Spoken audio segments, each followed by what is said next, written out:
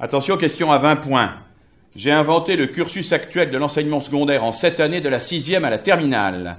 J'ai imposé la table des matières et l'index dans les ouvrages. Michelet m'a surnommé le Galilée de l'éducation. 150 ans avant Diderot, j'ai élaboré la première encyclopédie.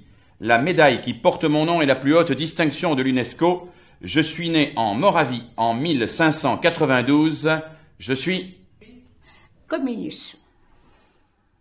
Ou Komensky. Un pédagogue du XVIIe siècle, contemporain de Descartes. Il est né l'année où Montaigne est décédé et 4 ans avant Descartes. Il est mort en 1670 à Naarden, à côté d'Amsterdam. Avec Comenius, qui participe de ce grand bouillonnement intellectuel du XVIIe siècle, nous sommes aux racines même du projet pédagogique moderne. Comenius, au fond, se pose une question à la fois très simple et très révolutionnaire. Il se demande comment faire en sorte que tous les hommes accèdent à tous les savoirs disponibles. C'est que des savoirs, il y en a partout sur la planète. Il y en a dans les bibliothèques, mais il y en a aussi dans les ateliers des artisans.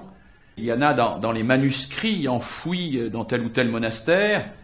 Alors comment faire en sorte que tout cela soit offert à tous? Eh bien, il faut recueillir tout cela dans un grand livre. D'où cette utopie extraordinaire, cette utopie éminemment contemporaine qui est de dire prenons tous les savoirs, organisons-les, classons-les, proposons-les par ordre de complexité croissante pour que les gens, même s'ils sont ignorants, puissent rentrer dans la complexité de ces choses-là et offrons ainsi aux hommes un panorama complet de ce que les hommes savent. C'est l'homme de ma vie, j'ai vécu avec lui plus de 40 ans, donc c'est presque des noces d'or. C'est un génie universel. Il a écrit, j'ai relevé 586 titres d'ouvrages. Il s'est intéressé à la pédagogie parce qu'il s'est intéressé à l'homme. Et il a donné une philosophie de l'homme, faisant de l'homme comme une créature de Dieu, bien entendu, ce qui peut masquer un aspect de sa pédagogie et le rendre uniquement théologique, alors qu'en réalité, la pratique de sa pédagogie et les revendications qu'il pose sont des revendications laïques, puisqu'il demande un enseignement gratuit, laïque, et obligatoire, s'adressant à tous les enfants du monde.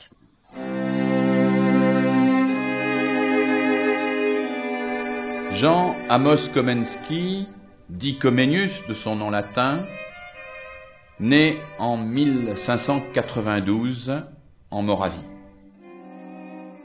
C'est un pasteur protestant, recteur des écoles latines des communautés des frères moraves. Dans les pays tchèques, à l'époque, c'est la guerre civile. Il est banni en 1621 après l'insurrection des États de Bohême. En 1627, il quitte son dernier refuge clandestin et émigre avec l'ensemble des Tchèques réformés. Jusqu'en 1656, il mène une existence de traqué par la guerre, traqué par la haine politique et religieuse. Et pourtant, il travaille. Il a vécu 78 années à une époque où on vivait au maximum, en moyenne, jusqu'à 28-30 ans. Autrement dit, le temps passé à ses études lui a permis d'être un homme actif en pédagogie pendant une durée très longue et il a travaillé jusqu'à sa fin.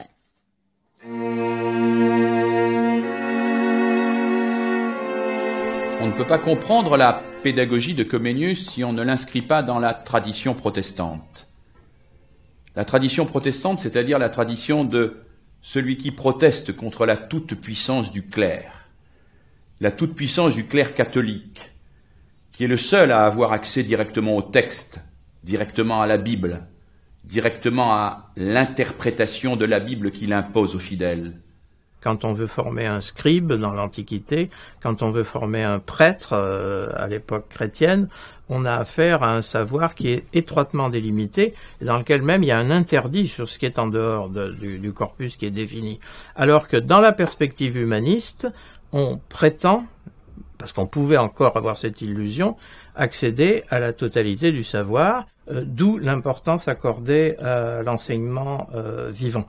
Il ne voulait plus de quelque chose qui était trop souvent un genre d'école coranique à la chrétienne, qui existait en Europe à cette époque-là. Mais ce qui caractérise Comenius, c'est qu'il n'est pas seulement un philosophe de l'éducation, ce n'est pas seulement un concepteur, un généraliste. C'est aussi quelqu'un qui rentre dans le détail et qui élabore un véritable système d'une très grande précision pour l'enseignement de toutes les disciplines de son temps. C'est le premier à inventer ce qu'on pourrait appeler l'école maternelle, c'est le premier à inventer les manuels scolaires et à présenter des manuels scolaires, un par classe, un par niveau, un par discipline. Et puis Comenius aussi, c'est quelqu'un qui insiste beaucoup sur le travail personnel de l'élève. Déjà, dit-il, les élèves travaillent trop. Il propose qu'on limite leurs heures de cours à 4 heures par jour. Et sur les 4 heures par jour, il propose qu'il n'y ait qu'un quart d'heure d'exposé magistral le matin et un quart d'heure l'après-midi. Le reste du temps, dit-il, les élèves doivent travailler à consulter des documents, travailler à faire des exercices, travailler à s'entraîner et à s'interroger réciproquement. Je l'ai pas déjà vu. C'est quoi, c'est bon? Non, mais c'est nouveau. Les élèves se regroupent généralement par 3 parce qu'on a trouvé que c'était le chiffre le plus équilibré. Ils choisissent un thème. Ce thème, ils vont le développer en recherche, production. Et nous allons donc évaluer cette production. C'est ce qu'on appelle les travaux personnels encadrés. Ça parle jamais du Pérou, non. Cette carte, on la prend? Non, elle est nulle.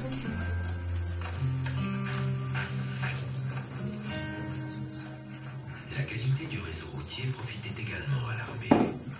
Quand des troubles éclataient... Pour les élèves, principalement, ce qui change par rapport à un exposé, on va dire, classique, c'est effectivement ce fait de répondre à une problématique qui va les inciter à aller rencontrer d'autres personnes, entre guillemets, que des ouvrages, et à faire eux-mêmes les démarches pour trouver leurs documents, rencontrer des gens, aller voir des musées ou aller voir des offices de tourisme, par exemple. Je trouve confronté à une démarche nouvelle, qui est d'aller vraiment chercher l'information à la source et essayer d'un petit peu d'analyser cette source d'information. Ils sont habitués à ce qu'on leur apporte le savoir, et là c'est vraiment eux qui vont le chercher en fonction de ce qu'ils estiment avoir besoin. Effectivement, on rentre dans une autre dimension de recherche, une envie de recherche. Pour nous documentalistes et pour le CDI, c'est un plus. Enfin, moi je l'ai perçu comme ça, parce que c'est vrai que pendant longtemps les documentalistes se sont plaints d'avoir des CDI qui servaient d'études surveillées.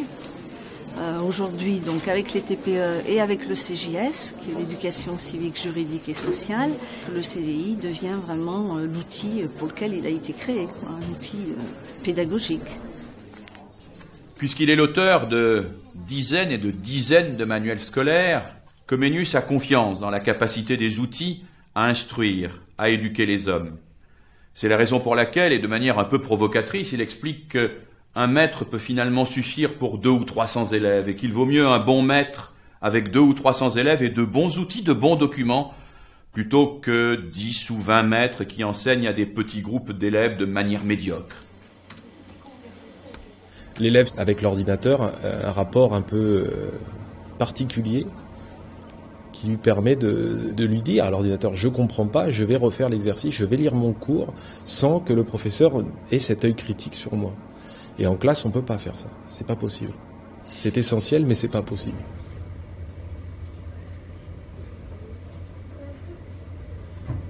Les mathématiques, comme toute autre matière, c'est une base de données, d'exercices, de savoir. Et les enfants, notamment au collège, ne savent absolument pas utiliser un livre et ne savent pas comment naviguer dans un livre. Pour prendre l'exemple là du programme que nous on utilise en mathématiques, l'idée étant de faire un logiciel qui donc marche actuellement sur un site internet. On va apprendre aux élèves à naviguer dans ces données, le logiciel va les guider. Les programmes en fait de collège sont réunis à l'intérieur du logiciel. L'enfant a son parcours, ses exercices, il travaille le thème qu'il veut. Et donc on est vraiment là dans une individualisation de l'enseignement qu'on lui fournit. C'est tout simplement un outil de plus qui va donc permettre cette pédagogie différenciée, l'assistant du prof, l'assistant de l'élève, le multimédia qui va se mettre au service de l'enseignement. Comenius a développé une pédagogie vivante dans laquelle on demande autre chose à l'effort du maître. Parce qu'il n'est pas du tout éliminé dans cette affaire, il est au contraire requis. Parce que l'enfant tout seul avec son matériel pédagogique, il peut rien en faire. Il faut absolument l'intervention d'un pédagogue, ce qui veut dire conducteur de l'enfance. Il faut absolument que vous sachiez exactement ce que vous cherchez. C'est beaucoup trop vaste. Alors moi, ce que je vous conseille de faire, c'est déjà de regarder sur des bouquins, parce que vous avez déjà une sélection, et vous pourrez revenir à Internet. On essaie surtout de les mettre en garde contre les écueils de l'instrument, et de ce côté brillant, justement, parce qu'ils se disent on va trouver pratiquement du prêt à exposer comme on trouve du prêt à porter, quoi. Alors, non, Comenius. Mais, hein, IUS. Comenius pédagogue, tiens, mais ça. On va vers le risque, évidemment, d'une perte de pertinence, je dirais. Et ça, c'est vraiment un petit peu le problème aujourd'hui de l'Internet. Parce que c'est une ouverture, c'est incontestable, mais les mots disent bien ce qu'ils disent. Hein, quand on dit surfer, surfer, c'est pas voyager. Surfer, c'est pas naviguer. C'est quoi ça? La cantine internationale, elle va s'amuser aussi pour trouver le bon site. Mais vas-y, va en français, tiens, ton plan. Mais non, après on va devoir tout traduire. Aujourd'hui, il y a de l'information qui circule partout dans le monde et nous ne pouvons plus espérer construire la grande didactique de notre temps. Alors que pouvons-nous espérer construire?